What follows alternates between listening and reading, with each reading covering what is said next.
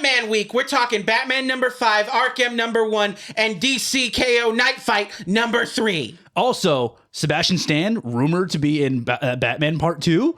Avengers Doomsday is how long? All this and more this episode on the Geekday Podcast.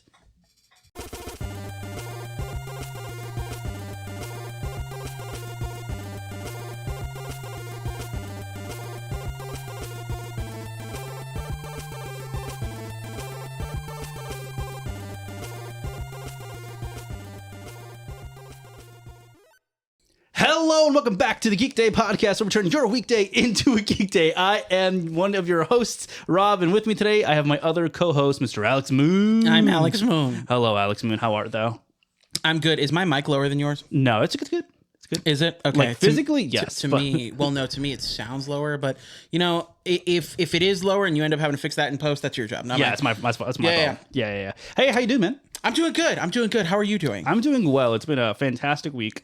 I got to visit some really cool comic book shops this weekend. I'm really excited to talk about that. But before I talk about that, I want to know, what did you do this week? What did I do this week? Yeah. Okay. This is my favorite segment we do called the Nerdly Weekly. Yeah, Nerdly Weekly. It was literally what we call it. It's been every episode so far. I didn't like that. That was very caravan of garbage. He's like, guess what we're talking about today, Mason? Anyway, sorry. So, the nerdy stuff. Well, first off, I'm catching up on Fallout Season 2 right now. Have you started it? I haven't seen... I think... I'm only on episode 2 right now. Okay, yeah, I've seen episode 3. So you've seen episode, okay, yeah, I'm in the middle of episode 2 right now, and I'm liking it. My wife was watching it with me. My wife Christina, she knows about Fallout vicariously through me because like I would just play it all the time, and she would just like hang out with me while I was playing it. And then at one point she was like, "I want to play a mobile game. What should I play?" And I was like, "Fallout Shelter." Oh, so and and she started doing it, and she got hooked. So she like knows enough to like, you know, be excited about some of the things I'm excited about, but she was laughing at me because like there were little things happening and I was like, "No, that!" I was like, "The dinosaur!" But yeah, no, so I started watching that. Again, always reading a bunch of Captain America stuff. I finally read, because I had caught up on like the last story arc for Absolute Batman. Nice. And then I knew that we were getting Arc M, yes, you know, coming out. We'll talk about that soon. But I hadn't read my Absolute Batman 15 yet, so I finally sat down to read it. I thought it was good. I really enjoyed the issue, but there's one thing that's been bothering me all goddamn week about this book that bugged the shit out of me. I'm ready, and I'm just gonna show it to you. Actually, okay, where is it? Oh, I didn't bring my bag upstairs. Right? No, damn it, I don't have it with me. I don't have mine.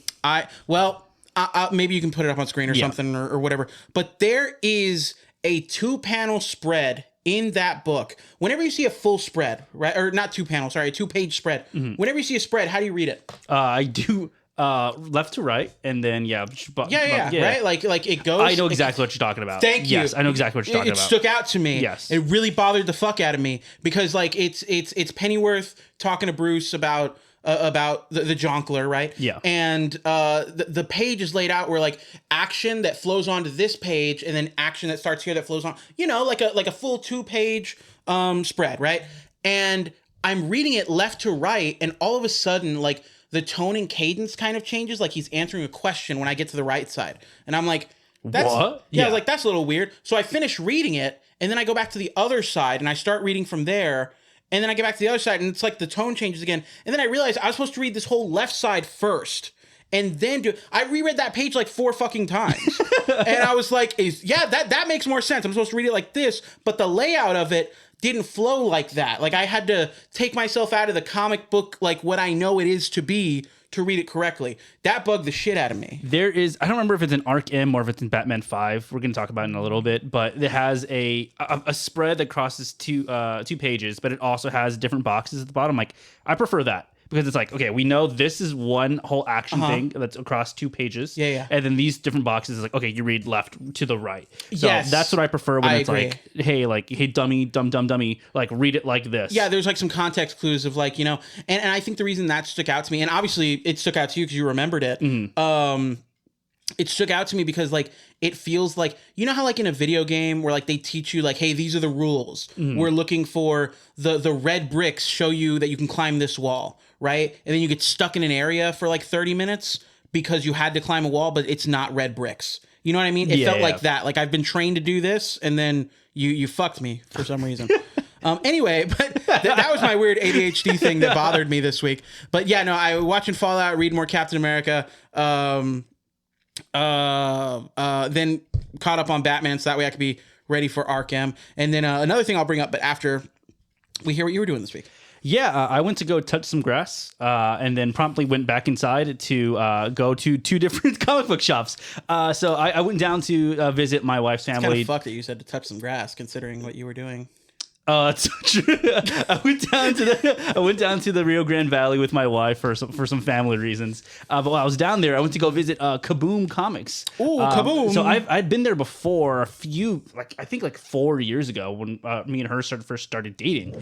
And that store is awesome. Like when the first time I went, they had this back room, but I think it was mostly for employees. But now that I went, they had like a brand new paint job and like all of their collectible stuff was out. I've never been, but I see them on TikTok a lot, and it looks really aesthetically pleasing. It's so nice. People there look really cool, look really nice and stuff. So, that new back room is all back stock now. So it's just like an entire room of back stock, which it was awesome. I got to go back there, found some X-Men, some New Mutants and stuff.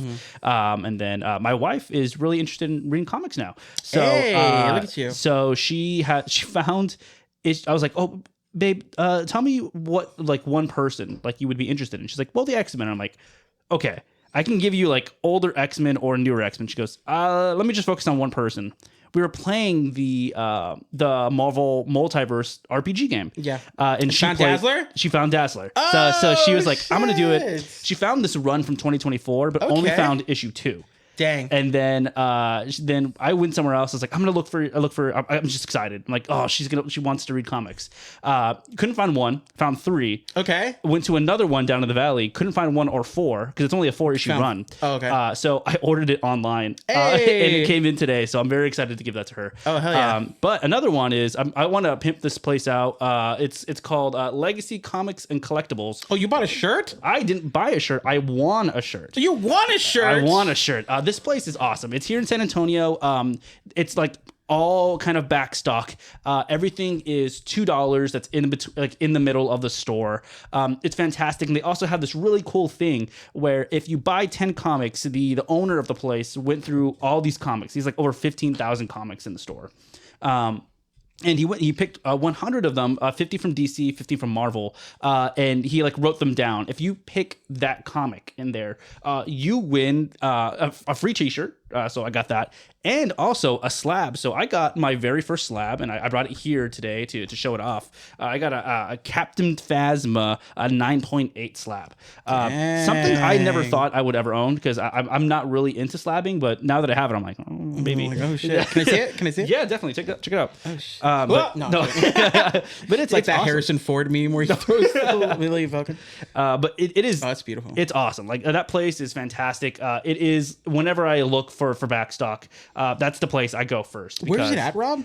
It's off of Lanark Drive. It's about 10 minutes from Heroes and Fantasies here in San Antonio. So definitely check it out. I brought some other comics that I got from there. So I got a bunch of New Mutants, some really cool Daredevils. I got the Last Rites Daredevils. I got this one that's a Legion from New Mutants originals, more New Mutants, and some Wonder Man as well. Yeah, definitely check it out. These guys. But it's fantastic. It is if you find yourself in San Antonio and you. Oh, and you said this is the one that you picked out, right? Yes, this Ghost Rider number 4 is the one that I picked out. That was the winner. That won you. Yeah. That's dope. So if you're here in San Antonio, and go check it out. Oh, Firestars, awesome. That is so cool. Yes. Oh, you got a couple Firestars. I got 1 through 3, and this guy nice. is so cool. His name is Hippie Pat. He saw that when I was checking out. He's like, "You got 1 through 4. You got 1 through 3. Where's 4?" And I was like, "Oh, I didn't see it in there." And he goes, give me 1 second. And he like opens up his own personal collection in the back. Oh, shit. And he's like, go check it in the back. I think I have 4. So I spent a couple of minutes back there while he was like trying to get together the rest of these like these slabs for me to pick out from. Unfortunately, I didn't find 4, but he said he was going to look out for that and some Alpha Flight for me. Oh, hell yeah, dude. So it's awesome. Those are great finds. I want to go there now. Definitely check it out because it's worth it. Hell yeah. But actually, I want to hear that you said that you were going to tell me after my spiel. About everything. Yes, Robert. I got you a gift. God, no, I didn't. okay. I didn't get Robert a gift. But I want to talk about something because Robert got me a gift. I did. This past week, and I was so excited. I know there's been a running joke recently that I'm always giving Robert comic books, and he gets me nothing because he doesn't care about me as an individual.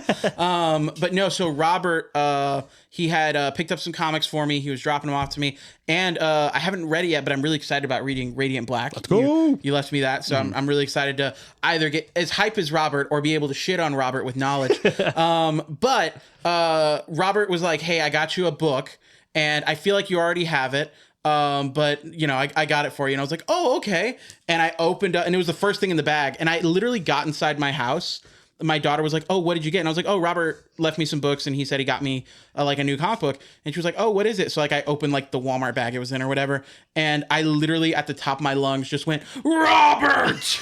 And my wife was upstairs, and she yelled down. She's like, are you okay? And I was like, yes. But Robert got me U.S. Agent #1.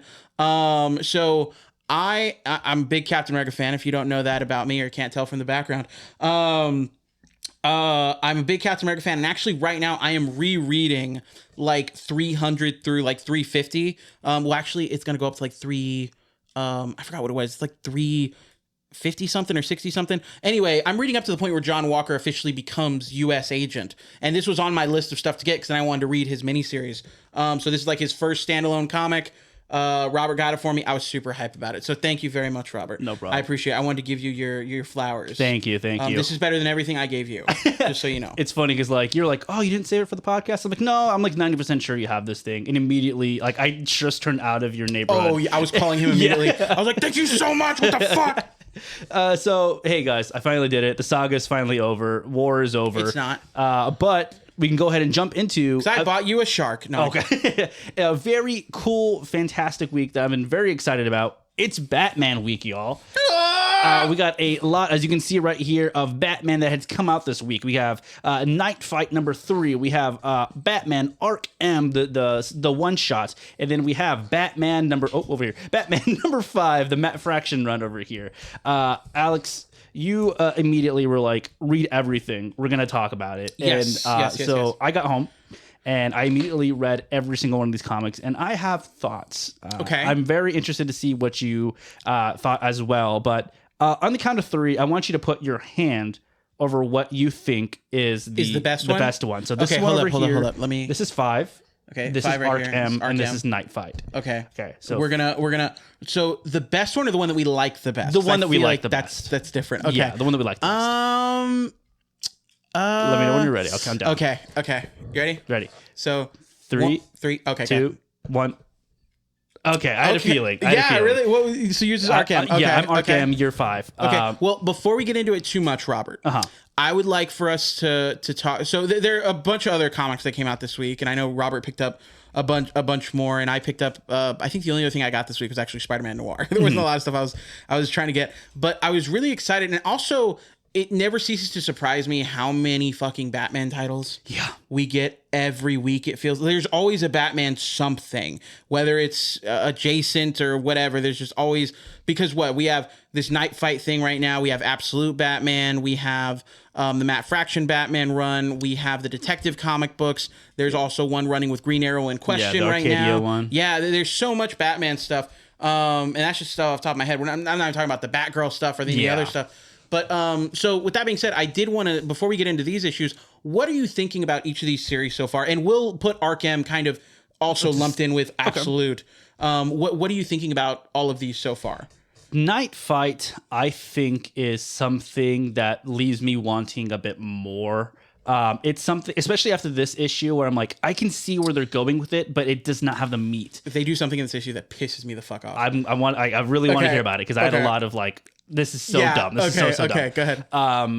And then Absolute Batman is fantastic. It is a generational run. I'm glad that Scott Snyder has been like, oh, I'm gonna keep writing this thing until DC tells me not to. Mm-hmm. I think that it is fantastic, especially with the stuff that we get in here. It's not like the Battinson or truthfully, it's a Batman we haven't seen before. I agree. And being able to kind of see this world through these fresh eyes, I definitely think it is definitely needed, and I loved this issue overall. Lastly, Matt Fraction's Batman. It makes me so mad how good it is, but it's not reaching its final potential. Like its potential. I'll tell you what I think as well, and I'll go backwards. I'll start at Matt Fractions. The whole series so far, I think the first 2 issues, honestly, as a duo, are some of the best comic stuff we got last year. Mm-hmm. Like those comics together in on an island, they're so good. Yes. The first 2 issues of Matt Fraction's Batman are so good. Third one, I was kind of like, eh. And then the fourth one I thought was really, really good. I feel like we were getting back up to, I don't think as good as the first 2, but we're getting back there. This one, honestly, for me, got back there. Really? For me, got back there. And I think the big thing is, you know what, but before we get into it. But anyway, so, and then as far as Absolute, I think you're absolutely right. It is just one of those series that is like, we're going to talk about this to our kids when we're older. Like, they're going to be like, did you see Absolute Batman number 235 came out? And I'm going to be like, I remember when Bane was meat hooks. And, so it's so good. And I feel like they haven't missed, whether it's the annual or whatever, it has been so good. And then Night Fight, I 100% agree with you. I think I was really hyped for the potential of Night Fight, and I don't think that we've really gotten there, and it always leaves me wanting more. Like, I want more from the story. I think it's a great premise. Yes. But it feels like, to me, both X-Men Phoenix movies. Yes. That's where great. Where like there's great potential there. The pieces are there. But for whatever reason, Brett Ratner is fucking... No, I'm kidding. For whatever reason, it's just not reaching that final level. So, Robert, we're going to talk about these. And guys, we are going to talk about these books in full spoilers. We are going to talk about things that happen in these books. So, again, I'm not the one that edits. Robert will put a timestamp on screen for when we're done with spoilers. Actually, before we do spoilers, Robert... If you had to rate these books, or actually, no, we'll do that at the end. We'll do it at the end after we talk about it. Sorry, spoiler people. You still gotta get the fuck out. Go ahead, Robert. Yes. Okay. I want to talk about Mad Fraction first. Go ahead. Because I'm glad that you said that this is your favorite, because I really enjoyed this book. The series or this book in particular? The series overall also, but this book too. Okay. I did enjoy this book. I feel like this book is completely rushed. There is a lot of stuff that happens in this book, but man, I love Annika. I think Annika is awesome. She is a really interesting kind of love interest for this Bruce right here, as well as I think I love seeing this like charismatic Bruce. It's compared to like all the other stuff that we have seen in live action so far, and even honestly a lot of like animated stuff. We've always had this like I kind of like using it very much as a mask, but this one, it feels like the Bruce and Batman kind of like combine a little bit. Yeah, it doesn't feel like there's as much of a how do you put it? There's not a fence. Yes. You know, it's very much like it's very fluid with how he's treating it. Even in in this book, like some of the fight stuff that happens, like Bruce, I feel like in some cases, like, oh, I'm going to cover my secret identity, or I'm going to whatever. And that's really not the case here. He's just kind of like going into battle mode. Yeah. And I personally like that, but I think you're absolutely right. We haven't seen anything like that before. Yeah. And like I said, there's a lot of stuff. I did like the action. I think I can't wait to see more of Ojo, who's the new person that is introduced in this book, as well as whatever this group of... I was reading it and I was like, is it Ojo or Ojo? I thought it was Ojo also. But I looked up online. And it's Ojo. It's Ojo because they're Japanese. The Hispanic coming out of us, like, Ojo. Yeah. She was watching a dog piss. Go ahead. But yeah, so I thoroughly really did enjoy this book overall. What's holding it back for you? Because obviously it wasn't your favorite. Yes. So is it just because you think this one's better, or just there was something about this that kept you wanting? I think I just want these books to be bigger.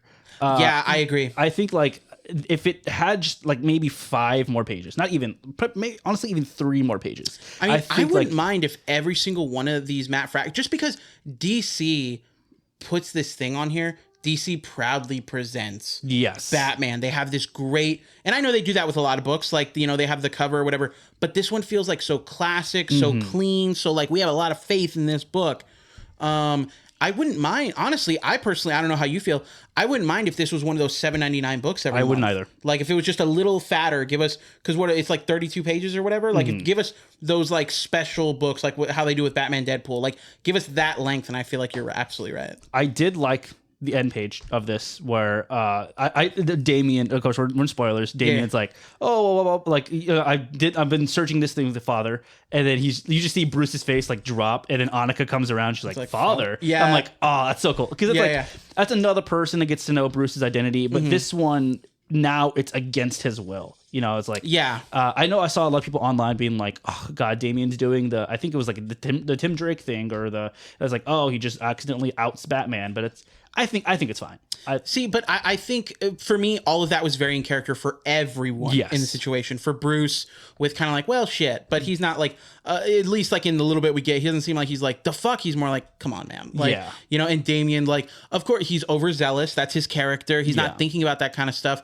And also, I'm interested in the dynamic because we've already had, you know, Annika in these situations with Batman. Yes. And with Bruce Wayne. So now, like, she's kind of we're going to see how that's going to get played out. You know what I mean? So I'm really excited about that. I personally really liked this book. I think to me, it was my favorite one because it was the most fun. Yes. To me, it just felt very classic, very just like, I can pick this up. I know I'm going to have a great time with it. The chase was great. The character interactions are so fun. The snappiness of the dialogue mixed with the action, I really enjoyed.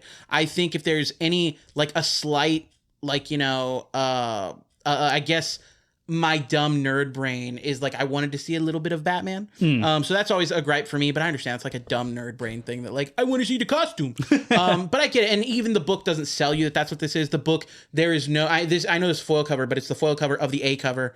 There's really no Batman present. It's a Bruce Wayne centric story. But I loved it. I thought it was really, really good. For me, did you say what you would give this yet? No, I didn't. Out of 5 or out of 10? Out of 5. We'll do out of 5. Out of 5?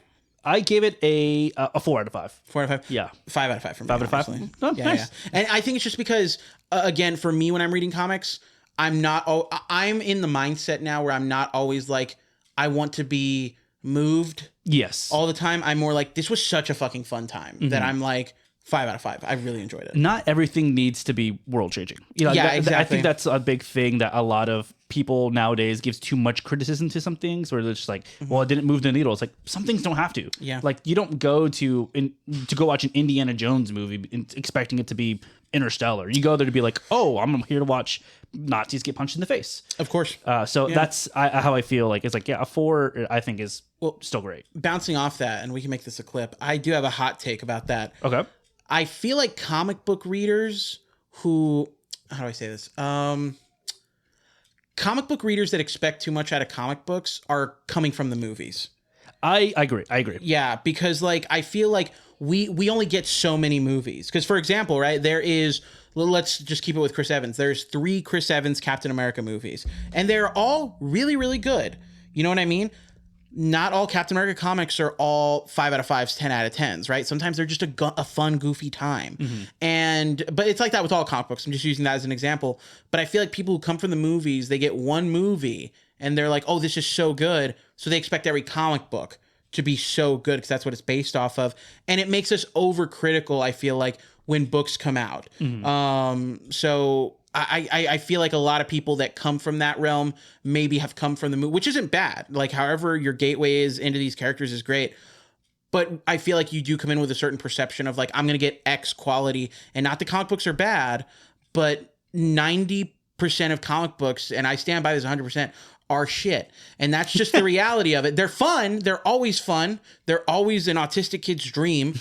But like, they're not all going to be Civil War. They're not all going to be the death of Superman. They're not all going to be a death of the family. You know what I mean? Or death in the family. You need to have those smaller stories in order for those bigger stories to really have an impact. Mm-hmm. So exactly. I'm 100% in agreement with you. Not everything is going to be great. Yeah. So moving on to Arc M, Absolute Batman Arc M #1. What did you think, Robert? Oh my God, I really love the story. I love this story so much because this one really did hit me with that Arkham Asylum video game vibe. Yes. It is that dark. It is that kind of and I don't know if you we played Call of Cthulhu, the game. Yes. It gave me very much those vibes. I mean, Arkham is from that Miskatonic Lovecraftian world or whatever. But it just gives you that like Gothic deco kind of vibe, and that grimy prison kind of thing that's like more of a prison than like a institution for mental health. you know? So I mean, there's first off, it starts off with Amadeus Arkham being like, hey, this is like my confession, this is like whatever, my story about how this is. And I love that it is from how this place started is from a place of like good intention. Yes, it's like I'm doing this to do this, but it's kind of a really interesting story about, I guess, how governments are just like, here, like the unwanted ones, they need to be taken away even further away. And it's like, well, no one else is going to take them, so I guess I'll take them, which is really ruining Arkham Asylum until finally you get to the end where you find out that, the kid that Arkham that kind of took in was the Joker. Yeah. And I didn't see that coming, but mostly because I kind of thought that it was going to be, I mean, obviously the red herring, right? Yes. Like it was going to be Jack Doe. Yes. But I was kind of like, but I thought this fucker doesn't laugh. Like, yeah. Well, because a lot of things that I saw online was like, oh, hey, because it was one of the variants that were out that it was like, oh, this looks like I was Ultimate Absolute Mad Hatter. And I was like, oh, maybe this is like an ultimate Absolute Mad Hatter like origin story or whatever. And then I was like, okay, we'll get to it because the kid looks nothing like Jack Grimm, right? That's his name, or the Joker's real name in this. Is it Jack Grimm? It's something Grimm. Jack Grimm or John Grimm. It's one of those. I think two. it's Jack Grimm. I'll double check while you're talking. But anyway, go ahead. And yes, I mean, I thought it was fantastic, and I love that at the end you get a sneak peek at what is to come for this series. Alex, I want to ask you a question about this. That last page when they say when he says my Deathstroke. Yes. Do you think that Deathstroke is Arkham? Ooh, that's a great question. Because if you look at, I'll pull up my issue right now so I can show it to you. But he looks strikingly like Arkham. It is Jack Grimm. It is Jack Grimm. Okay, cool. It looks very, very much like Arkham. The Absolute Universe is called Earth Alpha. Oh, interesting. I didn't know that. That's what it says on League of Comic Geeks. So if you look right here, right? So that's him. That's Amadeus Arkham. Yes. And then at the very last page of it, I'll probably put it up on the screen also. Does that not look eerily like? No. Like, show me that first one. Yeah, because he has the same, and then the same cheek wrinkles as well. So maybe, and then we also do get like this vibe that he's cybernetic. Yes, because we can see the legs, we see these, and I feel like that's got to be purposeful. No, he's not just wearing high tech boots. He's cybernetic. He's old, and it looks like the eyes are red. Yes, so I definitely enhanced in some sort of way because as we see in here, he like burns down Arkham Asylum. Yeah, and really, if the whole narrative is the Jack Grimm laughing in the face of everyone, right? Wouldn't it make sense for the ultimate laughing in your face is like you thought you could kill yourself, like your mom, but I'm bringing you back. I'm keeping you here. You got to live with this. Yes. So I'm hopefully very excited to see if that is it. Maybe I'm just like, well, but it would track for all of the experiments that Arkham is doing as well with all these other individuals and such. Yeah. God, look at that coloring, man. That's insane. Dude, it's so good. I literally reread those the pages of him going through the asylum with young Jack Grimm and the burning at the end, I like just not even reread them. I like looked at them over and over. So like, this looks really cool. Yeah. So what were your thoughts of Arkham? Genuinely, I think you hit a lot of my points as well. I really enjoyed it. I think that, you know, again, it gave me that vibe. I heard the voice from Arkham Asylum, like, you know, reading it to me kind of thing. And I liked it. And I also like that Arc M, because, you know, the Absolute Universe is doing that thing where you're doing an adjacent universe to the main timeline and you're going to change certain things, right? But, and I've said this from the beginning, what I love about the Absolute Universe is they change things. Like, for example, when we had Ultimate Spider-Man in the early 2000s, they changed things for the sake of let's make it different. Yeah. You know what I mean? And sometimes alternate universes, alternate Earths, it's like, let's change it to make it different. Somehow they have changed things, and not only do they make sense and like they're good changes, but they're changes that still remain in line with who these characters are at their core. Yeah. And I also like that even though we're doing the Arc M thing, I'm like, okay, we're not really having Arkham Asylum, we're having Arc M. I like that we're showing that there is a history of Arkham Asylum that led to us getting to this Arc M point. So I like that. I really love the book. I think my only thing with the book in particular, and it's not even really about the book, it's about publication with DC. Why does this have to be its own book? Yeah, so this is the second time in this Absolute Universe that it's like a one shot. A one shot that feels like it's building up to something. Yes. So why is it a one shot? I agree. I definitely think that this should have been just like a supplemental Absolute Batman, because I mean it's called Absolute Batman Arc M. So it should have been like a part of the run. And like I would have understood it if it was like a big, and I guess that's my thing. This feels like this could have been Absolute Batman number 16. Yes. Like, because it's similar. We're setting up, it's the same story structure of Absolute 15. It's, you know, and maybe that's it. They don't want the same thing over and over, but like, I don't get it. Or just do a big double-sized book and have this as the back end. Like, I think it would have been really cool to have, I think it would have been really cool to have 15, which was all about the Joker, and then immediately turn the page. Oh, like here is the Arc M story, and like hey, you're continuing that thread of like the young Joker storyline. I think it would have been really, really interesting to see that. Unfortunately, I mean, obviously that's not what happened. Yeah. And I do think that they're really trying to hit 16 and 16. Oh, I guess 15 and 16, because Absolute Wonder Woman 15 was the first crossover between the two of them. And now Ultimate Batman 16, Absolute Batman 16 is now going to be another crossover between the two of them. And I hear that. That feels like that should have been the special, and this should have been issue 16. I don't know. It just feels like this is such an integral part to this universe. This universe and this character that they're setting up, because obviously they're making the Jonkler, a big point. Like they're like, this Joker is because Joker's that in any Batman story, right? But they're really setting up this different Joker and how serious he is in the universe. Everything that's happened so far is leading up to this guy. Why is a huge portion of his story in here? Why do I have to watch The Defenders to understand Daredevil season 3? You know what I mean? Yeah. And, don't get me wrong, it's not that crazy of a deal, but it is something that kind of bugs me a little bit, because they also did that with Absolute Evil. Yes. Where they kind of did this thing. They teased Lex Luthor at the end of it. And I'm like, cool, is that going to do anything? Because now that also makes me feel like we've teased Deathstroke. Does that mean we're not going to get Deathstroke same way we haven't gotten Lex Luthor in the last 3 months? So, fun fact, I read Absolute Superman today. Also came out. Okay. Mentions Lex Luthor again. Okay. It's the last page. It's the Lex last Luthor page. is destined to be in the last page of every Absolute. The last page, the last panel, and it is a panel of Brainiac walking up to a farmhouse that says Luthor on it. Okay. Yeah. So I mean. So we don't even get Lex Luthor. Yeah, We just exactly. Get the mention of Lex Luthor. Okay. Yes. Cool. So we'll see. Okay. So outside of that, what do you rate this book? 5 out of 5. 5 out of 5. This is a 5 out of 5. I agree. Yeah. I agree. 5 out of 5. It's perfect.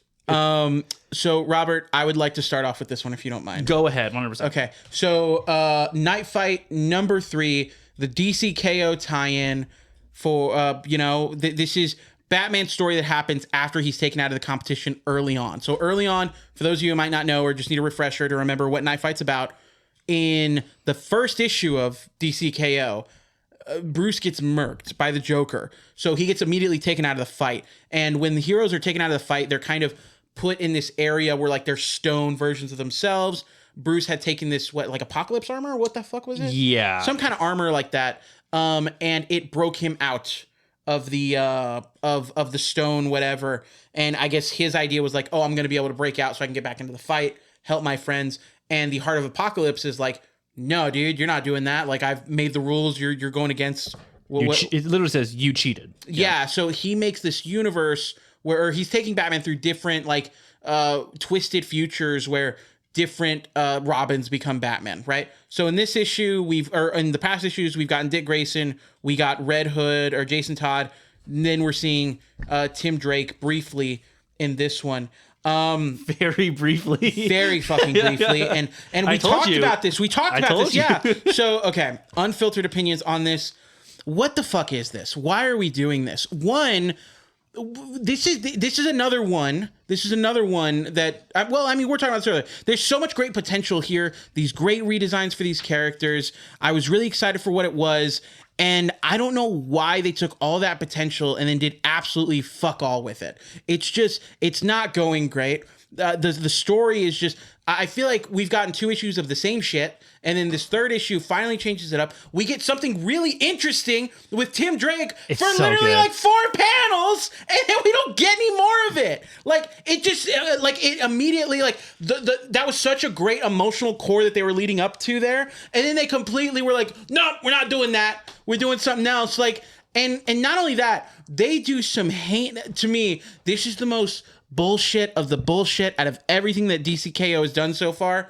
Is the Heart of Apocalypse makes a deal with Batman. Is this the thing we're going to talk about? Or is that not the thing you liked? This is my biggest thing. The thing I did not like was the end. The end? Yes. Where it's like the stinger for the next issue is Bruce Batman versus Happiness ? And I was like, barf, dude. Like, yeah. Because it ends with like him opening up the door and like this perfect Gotham, and it's like, oh hey, everything's great, and it's he's older and and then opens up the door and there's Damian. He's like, oh hey, I know older Damian, grown up Damian, and he's like, hey, I know I'm not real. I guess they made me a little too smart or whatever. But by the way, here's your grandson, and it just ends. And yeah, and like you said, the stinger is like Batman versus Happiness. Yeah. And like you said, disgusting. Yes. What is that? And I think the thing I'm the most upset with is me and you just literally discussed this. And because I was like, there's only 4 issues. There's 4 Robins, or there's 4 Robins that they need to tackle. So how are they going to do it? I thought it was going to be Dick Grayson and then Red Hood or Tim Drake. You know, just each issue a different Robin. They didn't do that. They spent like almost 2 issues on Tim Drake. They gave us like half an issue worth of Red Hood Dick shit. Grayson. You said Tim Drake. Oh, sorry, of Dick Grayson. Yeah. And then half an issue of Red Hood shit. And then 3 pages of Tim Drake. And it was the best one. I'm also upset because I think Tim Drake is the best Robin. I really enjoyed the Tim Drake. You continue, but no. Yeah. But like, I was really upset by it. And I don't like that the Heart of Apocalypse is already laying the seed for some bullshit. Like, oh, if you beat my challenges, Batman, I'll put you back in the tournament. Fuck off. That was the coolest thing about DCKO issue 1 was that they subverted expectations by getting him out of there. So, you know, I'm glad that they're really subverting expectations by finding a way to get Batman back in there so he can do something he's never done before. What is that? Oh, fight the Joker. What? I don't know.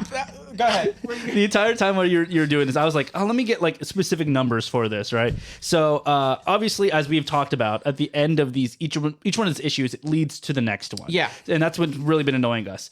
So the Jason Todd fight is 3 pages. Or quote unquote fight, that situation immediately goes to the splash page. Tim Drake, he has a sizable thing. It's about 12 pages. Okay. But him with Bruce is 5 pages. And like, so those first, 7 pages is that him like emulating Clue. And I thought that was so fun. It was very funny. I thought that was so cool. And I love that he makes that statement where he's like, haven't had to do fisticuffs in a while, because it shows that he can be a Batman that doesn't necessarily need violence. Yes. And like, there's so much good stuff in this issue that I really did like. Tim Drake is one that I've not really read a lot of. So seeing, I was like, dude, his Red Robin stuff is so good. I gotta check it out because like I love it. He's more technological, and he's like very much like cerebral. He's like, okay, like I have this thing, and very conscious of his emotions as well. Yeah. So like near the end of this, where he Bruce is like, hey, the reason why you haven't solved my murder is because you do not want to, because that will be like that'll be the end. Like, you know, I'm gone. And then Tim Drake is like, I just want to do this with you. And it's one panel is like, Batman's like, I solved it. Next panel, he's gone.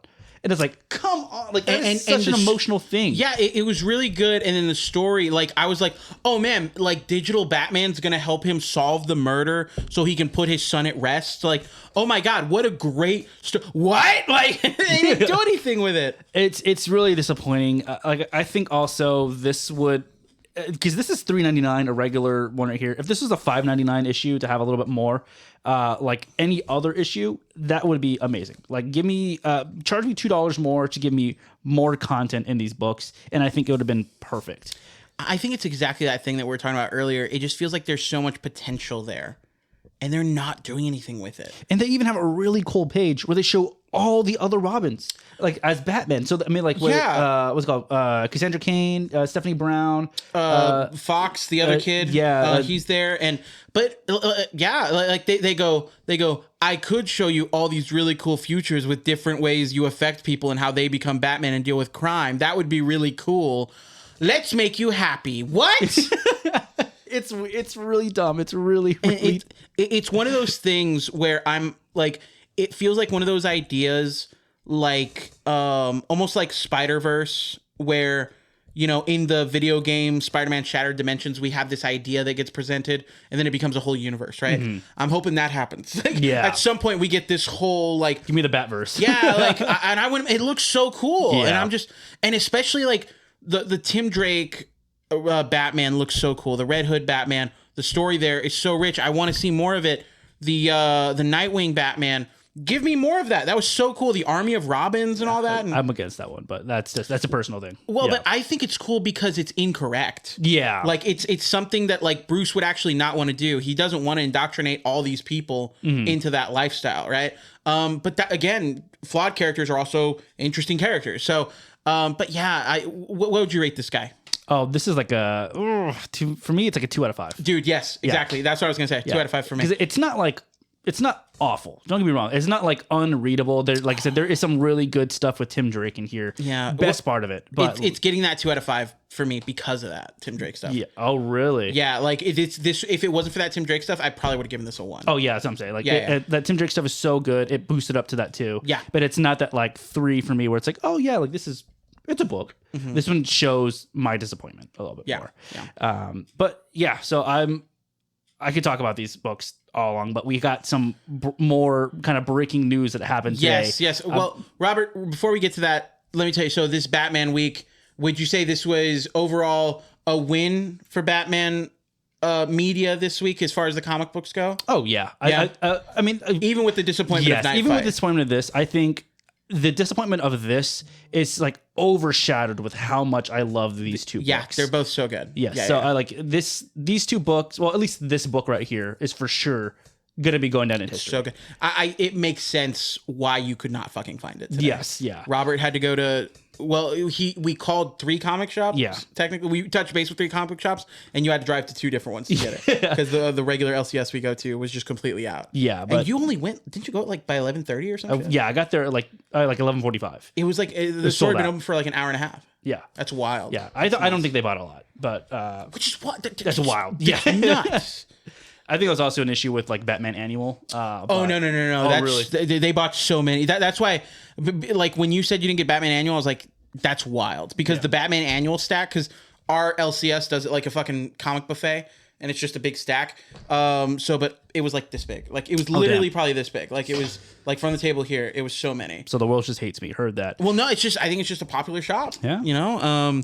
But Robert, if I may. You may. I want to talk to you about, because it's Batman week, so we want to talk about some more Batman stuff. We have seen some rumors, yes, sir, some rumblings, some shitty people under the bleachers talking about casting for the Batman Part 2.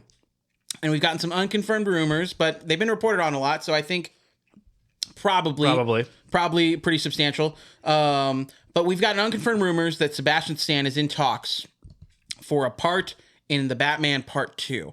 I've also seen some extended rumors that some of like the people who usually are kind of right are speculating that it's potentially for Harvey Dent. Yes. Robert, first off, Sebastian Stan just in DC at all? Yes or no? Sebastian Stan in anything, if I'm being honest. Like he's awesome. He is an awesome actor. He's very charismatic. So I do think he can take up any spot. When I first heard Sebastian Stan rumors, I was like, oh, are they doing Hush? That'd be really cool.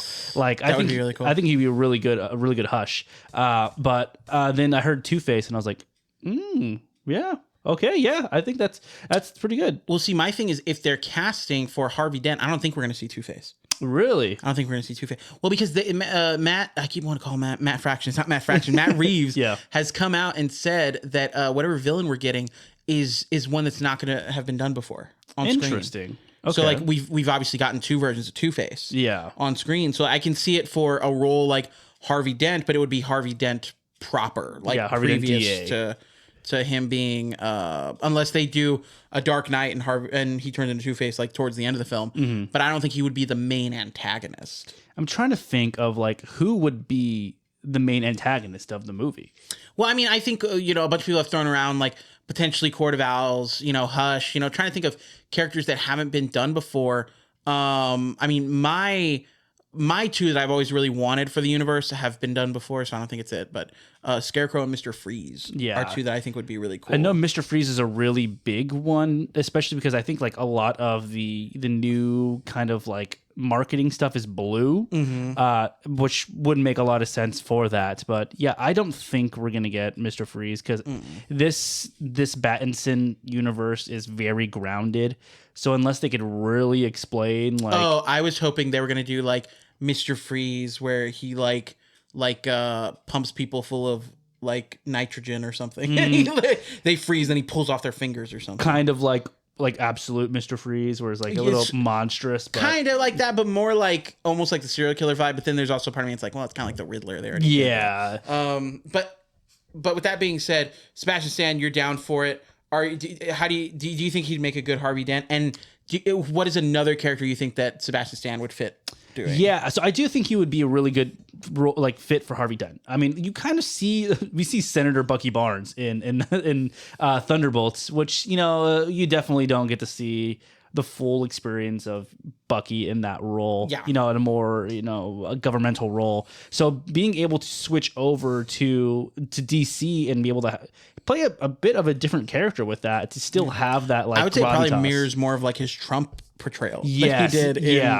That like kind of smarminess and that they're charismatic. It would be a really good foil to Pattinson's really depressing Batman. It would be really, really cool. I think he has 100% the chops for it. Now, for other characters, like I said, I do think he would make a good Hush. Like I said, again, he has that like charismatic thing to be the Doctor. I think it'd be a really cool thing. Even in the comic, it's kind of like, oh, you don't know my friend? And he comes kind of out of nowhere. And at the end, you're like, oh, I wonder who Hush is. So it would be interesting to kind of figure out how to kind of get around that, right? But any other character, honestly, I can't imagine anyone else for Scarecrow but what's his name? Cillian Murphy. Yes, Cillian Murphy. Really? He's so good. Oh, Cillian Murphy. Cillian Murphy. I got he's wrecked on that. So good at that role, and like he's that distinguished face. Like he's so good as Crane. What about you? Like, what do you think about Sebastian Stan? I mean, I'm excited about it. I think that, Sebastian Stan, I feel like most people hearing this news that are, because most people are nerds, they're going to be hearing this news and they're all like, are we both drinking from our wallas like little babies? Yes, sir. We are. Wow. But I think most people that see the Sebastian Stan thing, they think of, like you said, think of Bucky immediately. And Sebastian Stan has done so many other roles and he can do so much more stuff. And I'm excited to see... I would be excited for people to see a different part of him because he would have to, regardless of what character he plays, Matt Reeves' sandbox that he's created for Batman is very different from, anything else that we've seen him do in the MCU, right? So I'd be really excited about that. If he is playing Harvey Dent, I can totally see it because I can see him. I imagine how do you, it's that stereotypical thing that I can just totally see Sebastian Stan doing with Harvey Dent, where it's that scene where he's all like nice or whatever, but he's not getting his way, and he loses his cool, and the white man hair falls down, and he goes, "Oh," like, you know, that scene. Y'all know what I'm talking about. I feel like I can see him doing it already, so I feel like Harvey Dent would be a great fit. But if he was playing someone else, I do think I can see him playing more like, honestly, and this is again my fan casting, but I can see him doing someone like a Scarecrow. Really? Genuinely. I think he has the chops for it, genuinely. Yeah. And I think he can look scary. Like his physical face. And I know there'd be a mask or whatever, probably, right? Yeah. But I think his physical face, he could do that. But I think he could also stand toe to toe with emo-ness with Batman. Definitely. But yeah, no, I was super hyped about that. I hope that is accurate. And then I was going to, where is this? We did have a list of the cast so far that has been confirmed. Oh, okay. I'm ready. For Batman. So obviously Robert Pattinson is confirmed for the Batman Part 2. This is one that I didn't realize was confirmed, but I double checked it. It is Scarlett Johansson. Really? Is going to be in Batman apparently. So she wasn't in the last movie, so we'd kind of see who she's playing. Colin Farrell, of course, is gonna be in the film, and I think especially after the success of The Penguin, he's gonna be in the film. Jeffrey Wright, obviously you gotta have Commissioner Gordon there. Andy Serkis, of course you gotta have Alfred. Now this again talks about Sebastian Stan in talks, and then I see this here is marked as expected, but I did also read that he was also in talks. Barry, how do you say his last name? Keegan? No, I think it's Keoghan. Is it Keoghan? Yeah. So Barry Keoghan is also allegedly in talks to reprise his role as the Joker. Yeah. Which honestly, I either hope that falls through or he's a nothing part in it. I don't want to see Joker. Yeah, as I say, I'm kind of tired of the Joker, if I'm being quite honest. I mean, I'm tired of the Joker, and that's why I think the Arkham stuff in this last Absolute Batman issue is so refreshing, because it's a very different Joker. And if they were to do Joker, it's not going to be that. It's going to be a mixture of Joaquin Phoenix and Heath Ledger's Joker, because that's really what the cut scene from the last one was. That's all it was. So, I'm fine with not seeing Joker. Or if he continues to be like this what do you call it? Like background or side character, I'm totally fine with it. I don't want to see Batman fight him. Don't even want to see him full on, honestly. But hell yeah. Calendar Man. That's my new answer. I like just the silence and Calendar Man. So I did want to talk about another thing, because I think we're Marvel boys at our core. We do like DC. We're Marvel boys at our core. I'm a Marvel boy at my core. But what would give you the idea that I'm a Marvel boy? So obviously we've been talking about Marvel a lot now, right? A new thing just came out. A rumored runtime for Doomsday just kind of leaked, quote unquote. Rumored runtime, 3 hours and 45 minutes. Oh, Alex, God, okay. What is too long for a movie? I'm gonna be totally honest with you. I think we're in an age where we're in an age of extremes, okay? Our media is either under 60 seconds on TikTok and Instagram, or it's 4 fucking hours. That's just how it's got to be. Whether it's Avatar, Oppenheimer, Avengers, any big movie, we're just getting there. That's just what it's going to be. I'm here for it. Honestly, if that's real, I'm here for it. If that is the real runtime, 3 hours and 43 minutes. But honestly, that's probably more likely current runtime. Yeah, I agree with that. Yeah, I feel like that's probably like current runtime, like whatever cut of the film they have right now. I think at minimum, because what is it again? 3 hours and 45 minutes. I think at minimum they're cutting 17 of that. I was gonna say, I think 3:30 is what I'm thinking. The final runtimes, because that's very similar to what Infinity War and Endgame were. They were both around 3 hours, weren't they? No, Endgame didn't hit 3. Endgame was under 3. Was it? Endgame was under 3. 3 hours and 1 minute, but like that's but that's also counting credits, so that's really like 2 hours and like 47 minutes. Like, I don't know. I'm here for it personally. Especially because you have so many. This is different. You know, Avengers Endgame and Avengers Infinity War are movies that are all we had some build up to them. We had characters that had movies and stuff. And don't get me wrong, we're still getting that. Like we're having, we know that we're getting, and this is just from the chairs, not from anything else, but we know we're getting Shuri in there. We know we're getting M'Baku. We know we're getting the X-Men characters. We know we're getting, Fantastic Four. We know we're getting Thunderbolts characters. Those guys have all had movies. But then again, those X-Men guys have not been in movies in years, and we don't know what universe this is. If it's X-Men Fox proper, if it's an adjacent X-Men universe, so they got to set that up, right? They got to set up this new Doctor Doom. They got to set up whatever reason we're all going to come together. There's already been rumors that we're doing Avengers versus X-Men in here as well. So now we've got to we got to establish why that fight's going to happen, who's going to fight each other, why they're fighting each other, and not only that, then we have to give it the proper time to let that fight be cool, let that be something we're all excited about. So I think, for the amount of heavy lifting this movie has to do, I am not upset about that. About that runtime. Again, I agree with you. I think that's current runtime, and we're probably going to get 15 to 17 minutes cut off of that. At minimum, if not, I feel like they're going to find some way to. But it's also Marvel. To me, it makes more sense. They're going to cut that bitch down to 3 hours. Release a different cut. Exactly. Yes. Exactly. Come back into the theaters. Come on. They're going to release it 6 months later, like Avengers and Doomsday, now releasing on Disney Plus. Experience the full thing in theaters now. Like that just tracks for Disney, I feel. Yeah. But the thing I will say though is I'm okay with that runtime. If that current runtime happens to be what it is. God, I forgot that movie was so fucking long. That's another thing I wanted to bring up because we were talking about Batman 2, Matt Reeves. The first Batman is 2 hours and 56 minutes long. And oh my God, does it fucking feel like it? I was about to say it feels like it. That is not what sometimes we go like, oh, that movie didn't feel that long. Oh my, the Batman feels that long. Yes. It's long. And I've said this before. The Batman is not a movie that you can just throw on. Like the other day we're cooking food. I put on Winter Soldier. I'll put on Brave New World. I'll put on Superman.